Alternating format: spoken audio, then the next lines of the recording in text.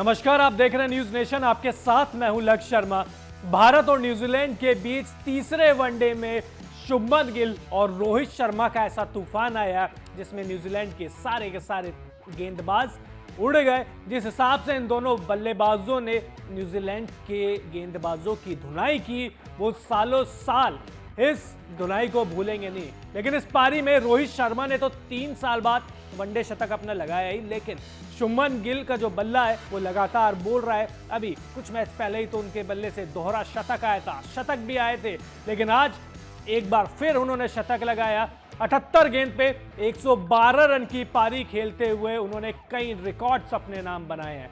जी हाँ, ये रिकॉर्ड्स है। सबसे पहले तो 1000 रन बनाने वाले सबसे तेज वो भारतीय ओपनर बन गए हैं। उनसे पहले ये रिकॉर्ड था शिखर धवन के नाम, लेकिन अब इस लिस्ट में शुभमन गिल ऊपर आ गए हैं। यही नहीं, भारतीय रिकॉर्ड्स तो ठीक है, इसके अलावा उन्होंने एक वर्ल्ड रिकॉर्ड भी तोड़ा है।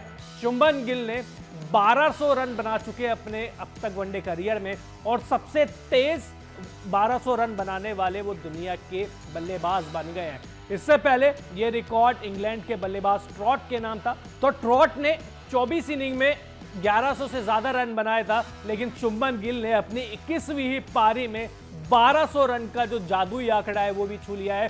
अब अगर 1200 रन मिनिमम माने तो शुभमन गिल से तेज 1200 रन दुनिया के किसी भी बल्लेबाज ने नहीं बनाए हैं। यही नहीं, शुभमन गिल का अगर प्रदर्शन देखें तो इस सीरीज में तो बहुत शानदार रहा ही है। 360 रन उन्होंने बनाए हैं, लेकिन 2023 उनका एक सपनों का साल अब तक साबित हुआ है, क्योंकि 113 की एवरेज से वो रन बना रहे, स्ट्राइक रेट उनके 108 के करीब की है, शतक उनके बल्ले से निकल रहे हैं, अर्धशतक उनके बल्ले से निकल रहे हैं, और दोहरा शतक जो उन्होंने अब तक लगाया है वो भी तो उनकी करियर की सबसे बड़ी अचीवमेंट में से एक है अब तक।